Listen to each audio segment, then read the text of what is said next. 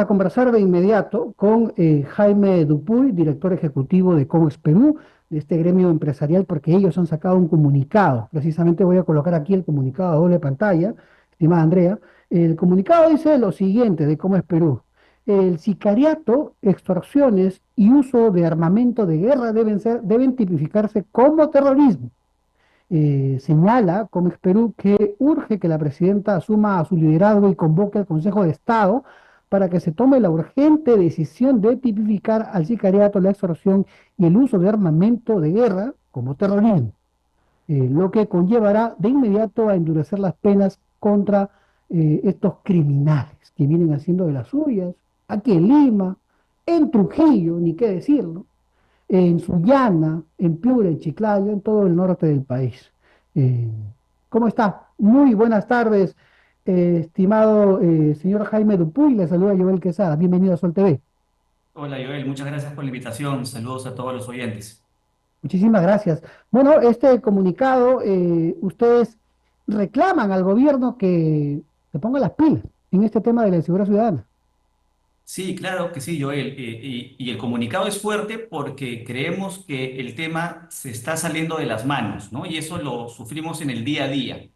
Acá no estamos hablando, pues, de temas de hurtos menores, robos, sino es un sistema delincuencial ya de mucha gravedad, que lo vemos con bandas criminales, crimen organizado a nivel nacional, economías ilegales. En el norte se ve mucho el tema de la minería ilegal. Y no es posible que hasta hace pocos días haya habido hasta atentados contra comedores populares. Hemos visto todo el tema con el transporte público. Desde hace mucho tiempo, los gremios de bodegueros, por ejemplo, todas las tiendas del sector de Gamarra en Lima, vienen justamente hablando de este problema de extorsiones. Entonces, yo escucho las declaraciones de la presidenta y sí, claro, acá no se trata de criticar por criticar, todos tenemos que estar alineados para trabajar, pero hay que trabajar, ¿no? Y una cosa es hablar y otra cosa es ver en los hechos que realmente las cosas se estén dando.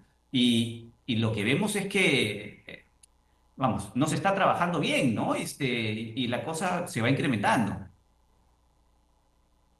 El gobierno no se ha dado cuenta de la real dimensión de estas nuevas bandas criminales, de estos extorsionadores, utilizan armamento de guerra, como ustedes señalan precisamente en su comunicado. El gobierno está en otra cosa, pensando en sus problemas y no en este tema tan preocupante.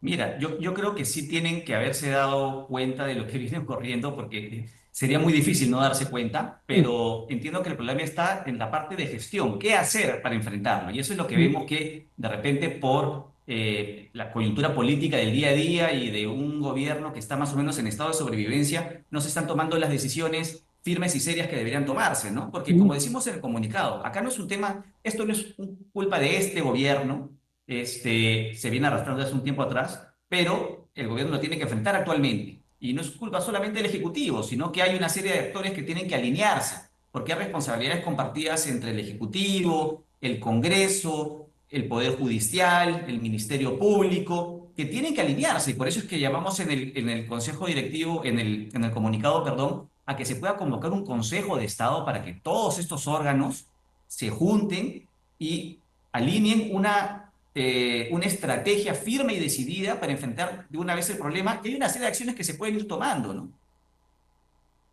La batalla frente al crimen organizado, las extorsiones, el sicariato. Lo vemos en el día a día. El tema se ha rebalsado, ¿no? Y yo creo que ya, sí, definitivamente estamos perdiendo la batalla. ¿Qué es lo que puede hacer este Ujú. Consejo de Estado cuando se una? Hay muchas cosas que se pueden hacer. Por ejemplo, hablábamos de estos proyectos de ley que están en el Congreso para hablar de la figura del terrorismo urbano, ¿no? O sea, Ujú. hay medidas legales que deben utilizarse, que hay que darles herramientas a la policía, a los determinados operadores de justicia, para justamente desincentivar estas actitudes, estos crímenes que se están cometiendo, ¿no? Entonces hay un Ujú. marco legal que debe ser fortalecido. Hay que retrotraer una modificación que se hizo en el Congreso sobre el crimen organizado, que significó hacerlo más laxo.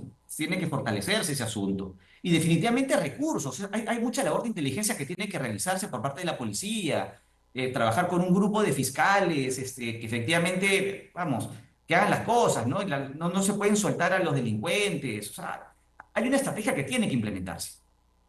Ayer hablábamos aquí con Diego Bazán, congresista de la República. Él presentó un proyecto de ley de terrorismo urbano. ¿Ustedes apoyan que se endurezcan las penas y que se tipifique entonces como terrorismo urbano a estos sicarios, estos extorsionadores? Sin duda que sí, pero que tiene que ser dentro de una estrategia más amplia, ¿no? Porque de nada te sirve tener un marco legal robusto si los operadores no están funcionando, Ajá. si tus jueces, si tus fiscales, si tu policía no funciona bien. Entonces, tiene que ser parte de una estrategia conjunta. Ajá. Ahora, estimado Jaime, conversamos en directo con Jaime Dupuy, director ejecutivo de Comex Perú. ¿Cómo este escenario de crimen, de bandas de extorsionadores, impacta en la economía local, regional y nacional?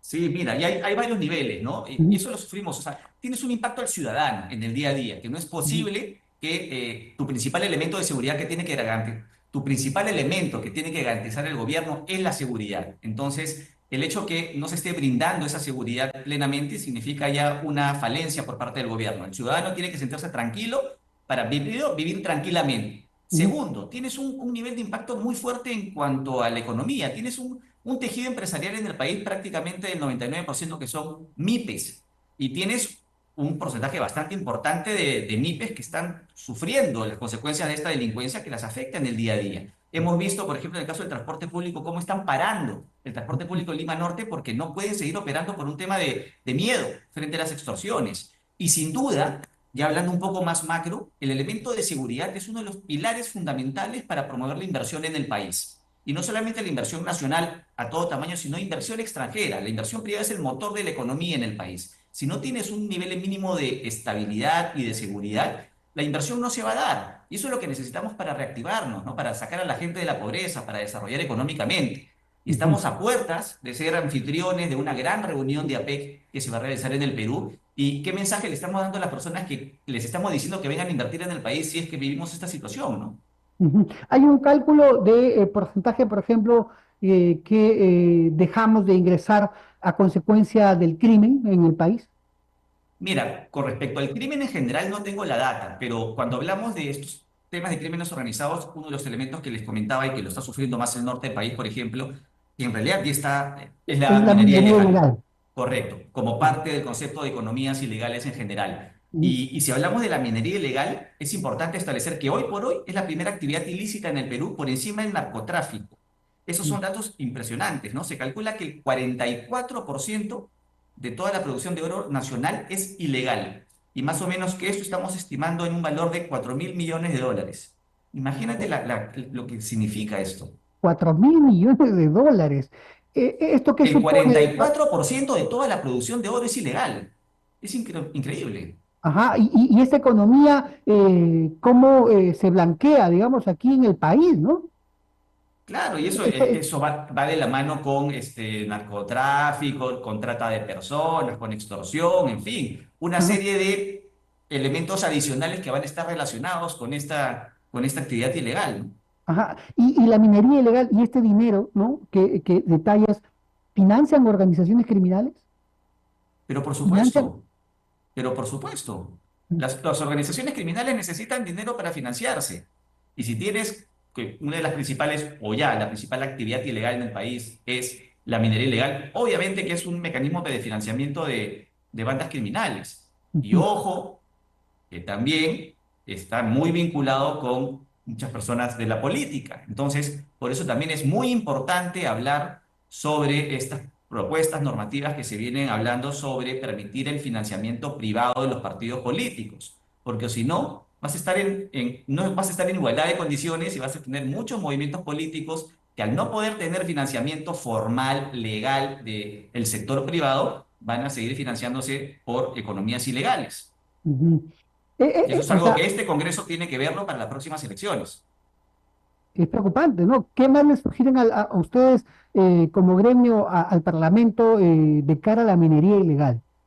Mira, hay una serie de temas. Uno de los principales es que no se vuelva a prorrogar el reinfo, que ha sido un mecanismo que no ha funcionado y ha sido mal utilizado y ha generado mayor porcentaje de economía ilegal. Y por eso ahí es importante un proyecto que entendemos que viene trabajándose desde el Ministerio de Energía y Minas, desde el Ejecutivo, para que se presente al Congreso, Ujú. para hablar sobre un proyecto normativo que pueda ayudar a promover lo que se llama la minería artesanal. Pero la minería ilegal no puede existir y tiene que haber muchos mecanismos legales, no solamente la no prórroga del REINFO, sino mecanismos de trazabilidad y de restricción de insumos que se utilizan en la minería ilegal, como el mercurio y otras cosas más. En realidad, no hay nada nuevo que decir. El tema ya está sobre la mesa, hay proyectos normativos, lo que falta ahora es que se hagan, que se aprueben, que el Congreso haga su parte, que el Ejecutivo haga su parte, que los operadores de justicia hagan su parte. Y nosotros, como gremios empresariales, organizaciones del sector privado, la ciudadanía, tenemos que constantemente alertar y ya de manera fuerte que eso se tenga que hacer. En efecto, ¿no? Totalmente coincidimos con usted, estimado señor Jaime Dupuy, director ejecutivo de Comex Perú. Muchísimas gracias por este contacto en directo con la multiplataforma de Sol TV. Bueno, lo decimos nosotros, lo dicen los gremios, lo dice el ciudadano de a pie en Sol TV, indudablemente la minería ilegal y este financiamiento a las bandas criminales son un verdadero dolor de cabeza para todos, para todos. ¿Qué hace el gobierno? En breve nos vamos a ir en directo al Congreso de la República para escuchar a los parlamentarios. Muchísimas gracias, estimado señor Jaime Dupuy, director ejecutivo de COMEX, pero gracias y muy buenas Gracias tardes. a ti, Joel. Buenas Muchísimas tardes. gracias. Nos vamos a la primera pausa comercial.